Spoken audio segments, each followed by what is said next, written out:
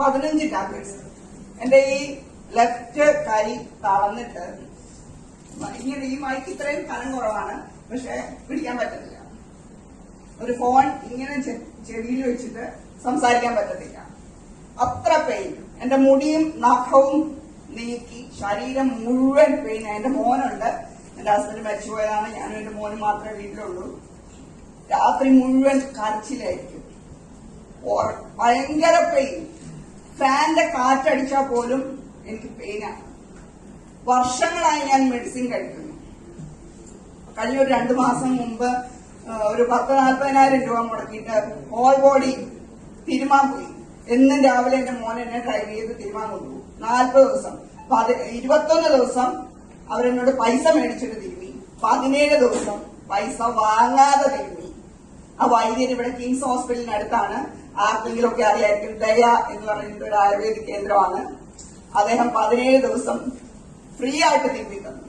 എന്നിട്ട് എന്നോട് പറഞ്ഞു, മാഡം എനിക്കിനി ഒന്നും ചെയ്യാനില്ല എന്ന് പറഞ്ഞിട്ട് വിട്ടു. അങ്ങനെ ഞാൻ വീട്ടിലിരിക്കുന്ന സമയത്താണ് എന്റെ കസിൻ മേരി ലോറൻസ് ചേച്ചി വന്നു, പ്രൊഡക്റ്റിനെ കുറിച്ച് പറഞ്ഞു.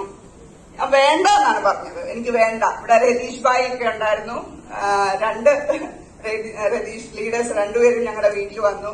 അവർക്കറിയാം, അവര് വരുമ്പോ ഞാൻ വാതിൽ തുറക്കാൻ പോയത് ഞാൻ ഒന്ന് ആക്ട് ചെയ്താണ്. ഇങ്ങനെ ഇരിക്കാനും എഴുന്നേൽക്കാനും ഒക്കെ വളരെ ബുദ്ധിമുട്ടായിരുന്നു. ചേച്ചിയുടെ നിർബന്ധം, ചേച്ചി വെച്ചിട്ട് പോയി. ഞാൻ ഉപയോഗിച്ചില്ല. ഞാൻ പറഞ്ഞു, വേണ്ട, ഞാൻ ഉപയോഗിക്കുന്നില്ല, ഇനി എനിക്ക് ആവശ്യമില്ല, ഒരു പ്രൊഡക്റ്റും ആവശ്യമില്ല. മരിക്കാൻ റെഡിയായിട്ടിരുന്ന ആളാണ്. പക്ഷെ വീണ്ടും 2 ആഴ്ച ചേച്ചി എന്നെ വിളിച്ചു, ഡെയിലി ഫോളോ അപ്പ് ചെയ്തു. മോളെ ഉപയോഗിക്ക്, എനിക്ക് വേണ്ടി, നിന്റെ കുട്ടീനെ നിനക്ക് നോക്കണമല്ലോ, അതുകൊണ്ട് നീ ചെയ്യ്, എഴുന്നേറ്റ് നടക്ക.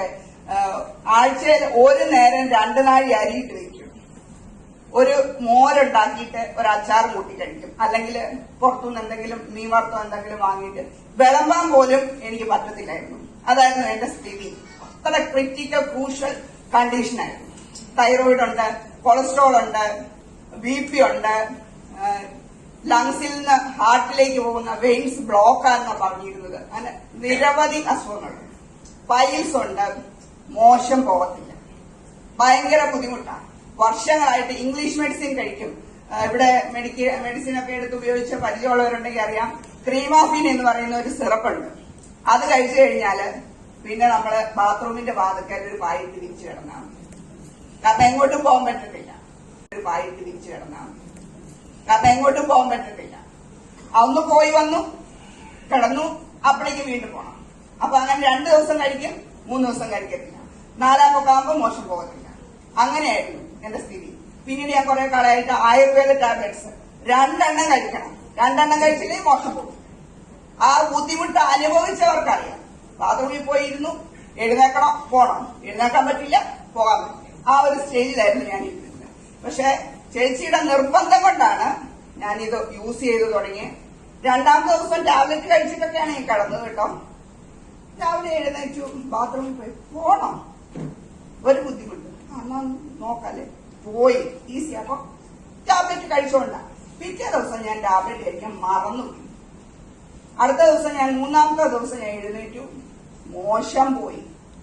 എന്റെ ഒരു സന്തോഷവും ആശ്വാസം. കാരണം മോശം പോയിട്ട് വളരെ ടൈറ്റാണ്, ഒരു കല്ല് വിരിഞ്ഞ പോലെ ഇരിക്കും, അതാണ് അവസ്ഥ.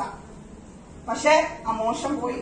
അന്ന് മുതൽ ഇന്ന് വരെ തൈറോയിഡിന്റെ ടാബ്ലറ്റ് ഞാൻ എടുത്തിട്ടില്ല, മറ്റേ പൈൽസിന്റെ ടാബ്ലറ്റ് ഞാൻ എടുത്തിട്ടില്ല, BPന്റെ ടാബ്ലറ്റ് അത് ഞാൻ എടുത്തിട്ടില്ല. അതുപോലെ നെഞ്ചിന് ഭയങ്കര, ഞാൻ ഇനി എന്റെ ബർത്ത്ഡേ ആണ് കേട്ടോ ഇന്ന്.